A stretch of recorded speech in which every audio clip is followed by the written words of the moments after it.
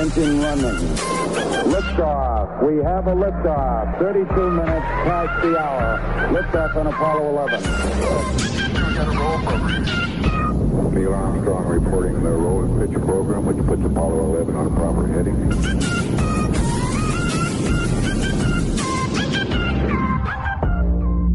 Hey, what's happening? How you doing? I hope you've been doing well. I hope you've been doing great. I hope you've been having a fantastic week. Well, I've been doing okay, right? I've been doing quite great, right? Thank you so much for joining us once more again on another week of our new episode of The Void Show. Wow. Did you hear that? That was quite mouthful. of our another. But what I'm trying to say is thank you so much for joining us once more again, right?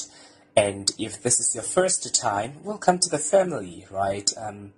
There's no better place than being here, right? Believe me, by the end of this show, you would have learned quite a lot, right? More specifically about gravity, because that's what we're discussing today. And I should say that we've had quite an interesting journey, right, for the past 2 weeks, and I'm really looking forward to the upcoming weeks. Really have exciting things that we're going to speak about, right?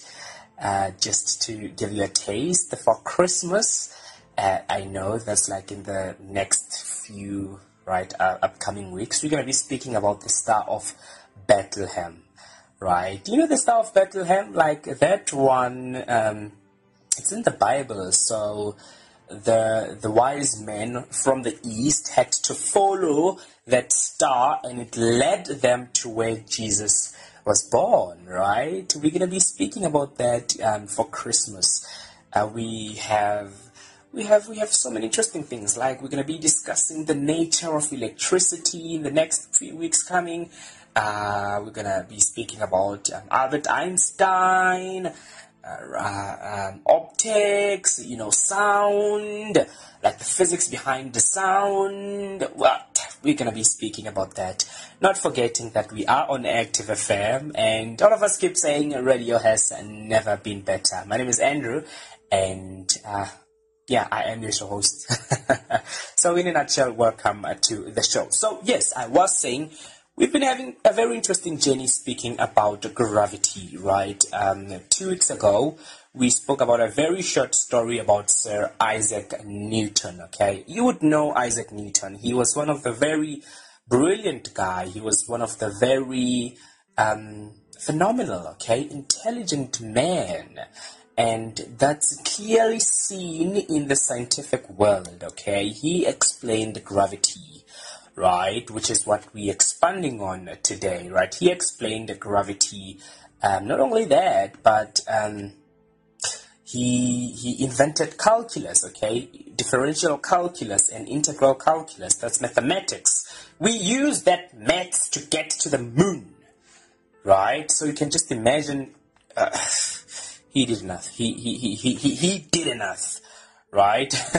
And so today we are speaking about, actually last week, because I said 2 weeks ago, last week we spoke about the universal law of gravity, okay, which is obviously the universal law of gravity, okay. You see, in science, and if you look at all the branches of science, it does not really matter whether it's physics, whether it's mathematics, whether it's astronomy, all these branches, if you look at them in particular, you would find that there are bases, or there are rules or laws that form or build the basis of this broad subject, okay? The laws, rules that kind of like build the foundation of what? Of this whole subject, okay? And these are laws. They are proven, okay? I once heard someone saying those were ideas. What are ideas? Well, you see, we don't have ideas in the scientific world. There are no such things. I mean, go look at your science textbook. You're never going to find an idea in the middle of the two cover thick pages, okay? There's no such thing as ideas. But these laws, these rules, they are governed by the body of evidence, okay? It's either mathematical evidence, it's either theoretical evidence, it's either empirical evidence, okay? And what we mean by empirical evidence, that's experimental evidence, right? That's experimental evidence. So we don't have things like ideas, but these there's a body of evidence that governs whatever scientific theory there is, okay? And so today, what we're going to be doing is to try and look at some of those empirical evidence, okay? What are empirical evidences? Those are experimental evidences, okay? So we're going to be looking at some of those empirical evidences that were done by different scientists to kind of like, or that backs up Newton's view of gravity, okay? Because if you look at in the past, the law of universal gravitation, that's Newton's law, okay? If you speak about the law of gravity, it's Newton who explained gravity using that law, okay? So if you look at that law, it was at first it was accepted as correct by scientists because it seemed to give right answers, okay? That was it, right? Until 18th century, when scientists started to put the law to the test, okay? And obviously, when you speak about testing, there was an experiment done, right? It's either a laboratory experiment, but it was put to the test, okay? And so we're going to be looking at some of those today. So make sure that you stay tuned, and right after this, we will be back.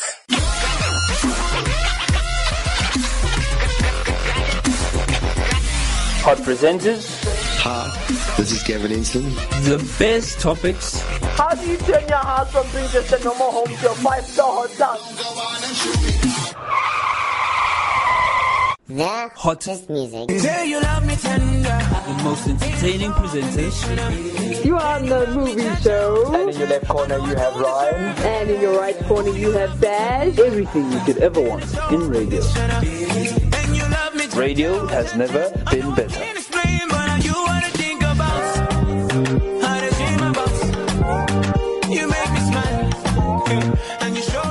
Okay, great, beautiful. So please do not forget to get in touch with us.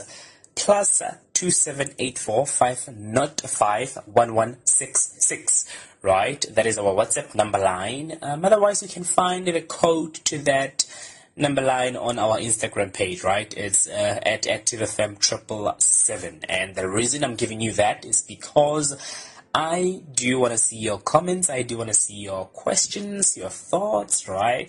What do you think about gravity? What do you think about scientific laws, maybe in more general? What do you think about that?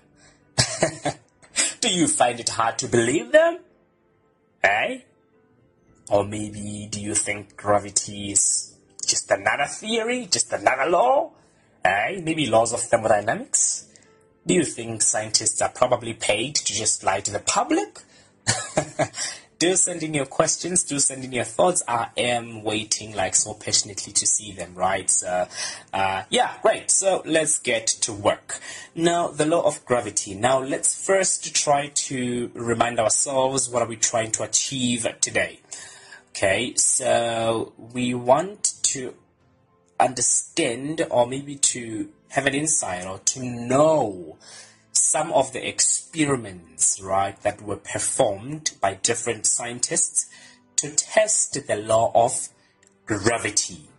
Okay, before any scientific law is popular, before it is used in academia, before it is used in the world, it has to go under rigorous,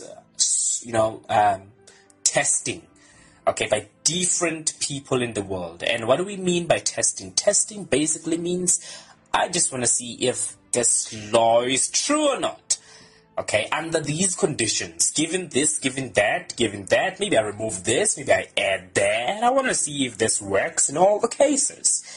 Right? That's what we mean by testing in science. Okay, I had a guest a few episodes back, and the title of the show was called The Universe in a Nutshell. Okay, and in that show, I was interviewing this special guest, and we discussed thoroughly the process that let me say. The scientific method, okay, this is what we call scientific method, and so testing is part of scientific method, okay. So if you want to know more about scientific method, like how testing is done and all that stuff in scientific method, to test the theory, to test hypothesis, to test laws, to test, you might want to go check that show out, right? So I mean, yes, so this is the law of gravity. It's always been there. I mean, Newton lived ages back, right? This law of gravity is there. And remember what we said, it has always been, well, at first, right? And this was at first. It has always been accepted, right, as true because it just seemed to work, right? It just seemed to give right answers, right? So why deny it? Right? So this was at first, right? Scientists accepted it as true because it just gave right answers, okay? And one of the very important thing you should also know is that by it being right means that it can predict phenomena. We spoke about this last week, right? When a law is put in place, in many times it can predict phenomena, like the law of gravity. What do I mean by that? Okay, I mean with the law of gravity, we can confidently predict motion of planets. Okay, we know when Mars is going to pass where. We know when the moon is going to be at its perigee. We know when the moon is going to be at its apogee. Right? We know that. How do we know when it's going to be the solar eclipse? How do we know that? It's mathematics, right? It's the law of gravity. We can predict the future. We can predict the motion of celestial bodies. Okay, so that's pretty much it about this law. So yes, that was it. It was accepted as true because it just seemed to give right answers up until the 18th century. Okay, when there was this English scientist, his name was Henry Cavendish. So Henry Cavendish thought to himself, I mean, why don't I put this law to the test? Hey, why don't I just put this law to the test? Right? And so he performed some experiments that were obviously done by a lot of scientists after him. And so this experiment that he performed is called the Cavendish experiment. If you want to check it out, it's the Cavendish experiment, right? Cavendish, okay, experiment. And his name is Henry Cavendish, right? The experiment was named after him, in honor of him, because he was the first person, right, to test the law of gravity. Okay, so yes, he tested it, and it was actually a laboratory experiment, okay? Maybe I should just tell you how he did it.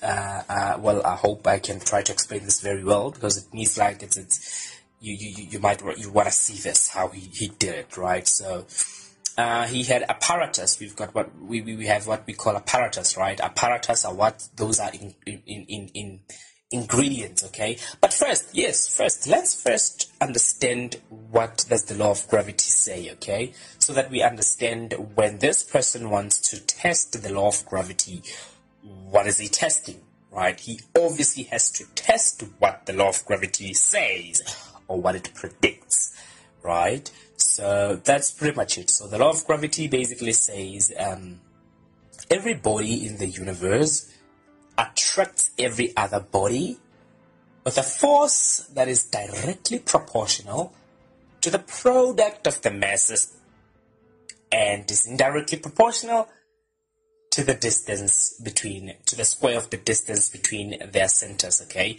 And so that's very complicating, probably, but that is explained well by mathematics, okay? There's a mathematical formula that explains that. And so as you probably heard what I said, there's a force, right? There's a force, like how much is this force pulling, right? The amount of force, like how much is Earth, how much is the force that the Earth is pulling the moon with, right? How much is the force that the Earth is pulling you with, right? So there's a force there, and there's a mass there. So according to Newton viewpoint of what gravity is, mass is a very important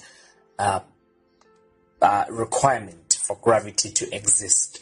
We see it in his explanation, right? So that's what gravity says, the law of gravity says. And so when Cavendish tested this law, what he did was to basically find masses, right? Because the law of gravity says there has to be masses, right? There has to be masses. And so what he did was to find masses, right? So, for example, Earth is able to pull the moon because of mass. That's pretty much it, right? You are able to come to the Earth. I mean, when you jump, you're able to return to the ground. That's because of your mass, right? There's a mass, and we can calculate the amount of force that you are pulled with, right? So that's pretty much it. And so he wanted masses, right? He actually found he two kind of like balls, lead balls. If you know what a lead is, he had these two massive, they were very massive, okay, because you would understand that a more messier an object is, that's the more gravity it would exert on another body, okay. The sun is much more bigger than all the other planets, and so it's able to pull all the planets of our solar system, okay. Earth is not able to do that. It can only pull the moon and maybe a few of satellites, right? Or maybe just an asteroid passing over, and maybe just a mini planet, right? It's able to do that, but the more bigger an object is, the more force of gravity it will exert. Okay, so Cavendish found two massive lead balls, okay? And what he tried to do was to basically put them close to other balls and to see if they will actually exert forces on one another. And guess what? They did. They did that. They did just that. So then that could only mean one thing. It meant that the law of gravity was true. That's why we're still using the law of gravity even today, right? That's because there have been several of experiments that were done, like the one performed by Cavendish, right? They've been carried out by so many scientists since his time, and so that proved that, the law of gravity basically works. And it's not only that, experiments, a lot of experiments that were performed, okay? But you know what I think? I think we need a song right now. Let's go for a song. It'll Be Alright. It'll Be Alright. Okay, enjoy the song, and right after this, we are coming back with more from The Void Show. It'll Be Alright. When I see the stars light up the sky, they let me know that you're here in the night. It has to be dark before it is light. It won't be long till the sun will rise. Oh, I know it'll be alright. Oh, I know it'll be alright.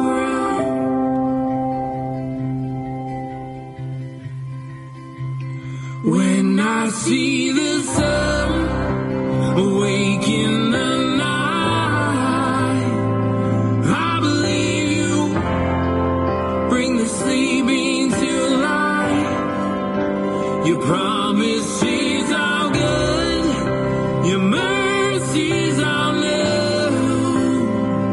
Oh Lord, I will trust in, 'cause you're with me through it all. 'Cause you're with me through it all. No matter day or night or stormy weather,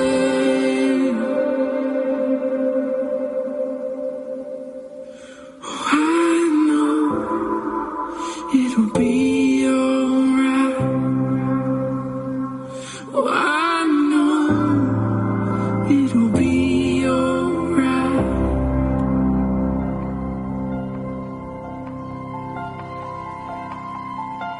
When my days are done and my body fails me, I will see your face. With your arms embrace me. But until that day that I rise the heavens, I will run this race. Through it all sing praises. Through it all sing praises. Through it all sing praises. Through it all sing praises. Through it all sing praises. Through it all sing praises. Through it all sing praises. Through it all sing praises. Through it all sing praises. Through it all sing praises. And I will see you clearly, and I know you're with me. I know it'll be alright. I know it'll be alright. I know it'll be alright. It'll be alright, playing on a radio that is Active FM. It's a radio station, but it's active. Thank you so much for still being here with us. This is still The Void Show on Active FM. My name is Andrew Falatsi, your show host. And It'll Be Alright was just playing right now. I hope you did really enjoy that jam. It's a beautiful song, by the way. And yes, we are still speaking about gravity, okay? Please do make sure to get in touch with us. On Facebook, our handle is at The Void Show with Andrew. Send in your questions, send in your thoughts, and then send in your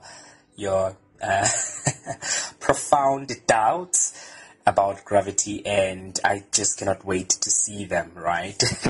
So, beautiful. So, here's a very interesting thing. Cavendish and a whole bunch of other scientists test Newton's law of gravity and find out that it's true, find out that it works. Okay, we can calculate the amount of force that bodies attract each other with, okay? We can literally calculate the force of attraction between Earth and a baseball, that you drop from your hand. We can calculate that. We can calculate, forces between celestial bodies. We know how much the sun pulls Earth. We know how much the moon pulls Earth. We know that stuff, right? We know that stuff. Up until Albert Einstein showed up, right? Later. And what he found, this is one of the greatest triumphs in the scientific world as well, because when Albert Einstein came, he showed that Newton's law does not actually apply when we deal with speeds that approach the speed of light. They just don't apply. And we're speaking about speeds that are like greater than 300,000 8,000 kilometers per second, right? Speeds that exceed the speed of light. You know, when we're dealing with those kind of speeds, Newton's laws break down, right? His mathematics, his formulas to calculate forces, they just don't work, right? They just break down. And so Albert Einstein came with his fantastic theory of relativity. It's called the theory of relativity, okay? And so because Newton's formulas, Newton's mathematics breaks down when we're dealing with huge speeds, like objects that are moving with tremendous amounts of speed, okay? I mean, a car is not moving with a speed that's approaching the speed of light, okay? Exceeding the speed of light, Newton's laws just break down. And in those cases, we cannot use Newton's mathematics, okay? We have to use Albert Einstein's we have to use Albert Einstein's theory of relativity, right? There's a mathematics that comes there. And you know what's an interesting thing about Albert Einstein's mathematics? It covers, it's kind of like it's general, right? It's this big thing that's just general. Because on Albert Einstein's equations, when you put in low speeds, they come back and break down to, well, not break down, but they just give the same results that Newton's would give, right? Or they basically reduce or become reduced to Newton's laws, right? So it's kind of like Newton's laws only cover a certain portion of phenomena, and then Albert Einstein's laws give us this whole big picture, right, of phenomena, of observation, right? Right. And just one thing about Newton's universal law of gravity, right? So you would know now that for us to use Newton's laws of gravity, or for us to calculate forces between bodies using Newton's laws of gravity, what we need masses, okay? We need masses. Mass plays an important role. That's why a bigger object exerts a bigger force of gravity, right? But here's the thing. There's a difference between mass and weight, okay? There's a difference between mass and weight. I think we've got to be very careful of that. And this is a big misconception, right? It's been a big misconception because people confuse weight and a mass. But the good thing is that you can convert from mass to weight, okay? So what is mass? Mass is just amount of matter that you have in your body, okay? That's your mass. That's your mass, your meat, you know. Just amount. You know, in physics, matter is something different from what's the matter? It's something different. So matter in physics is anything and any other thing that has mass and occupies a space. That's what matter is, okay? It's not like a problem, but it's anything, literally anything. Your computer, your cell phone, as long as it has mass, as long as it occupies some space in this universe, we call it a matter, okay? That's what matter is in physics. Now, what is a mass? A mass is just the amount of matter that you have. If that makes sense, right? So, for example, a bigger body, well, would have more mass, right? Well, not really, but okay, let's compare it with a force. So with weight, right? We're saying a mass is amount of matter that you have in your body, but weight is a force. Okay, weight is a force. So when you measure your mass on a scale, let's say you are standing on a scale, when you literally stand on a scale, that scale measures your weight. weight, okay? What is weight is a force. It's a force that you apply on the scale.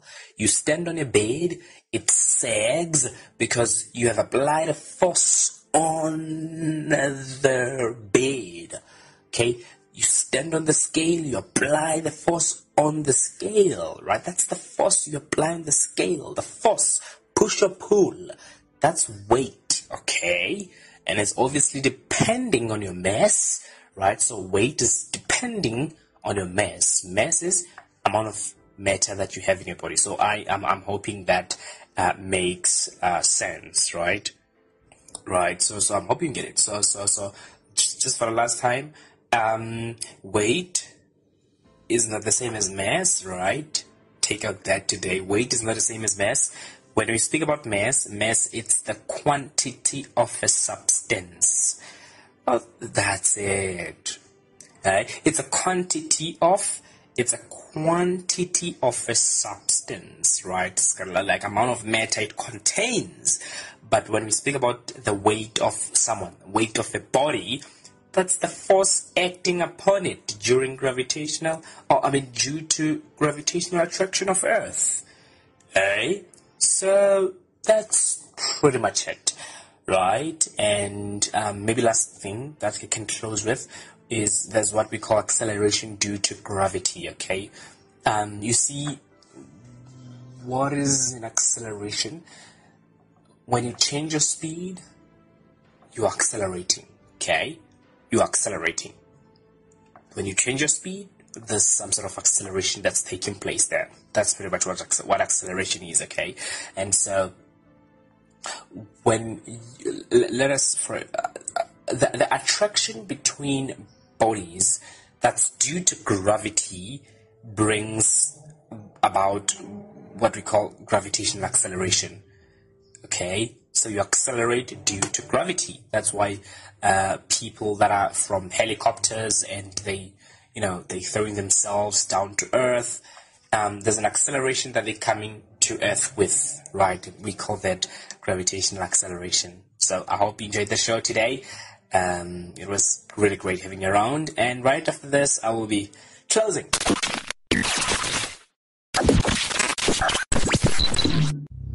Live, right here on Active FM, we bring to you the Active Worship Inception album. The joy of the Lord is my strength. I rejoice at your word, unfading. I've been set free instantaneously. I find myself in the presence of the cross. Let my life be defined by your endless victory. You can stream the album on Spotify and Apple iTunes. If you're interested in downloading the album, well, contact us for more info.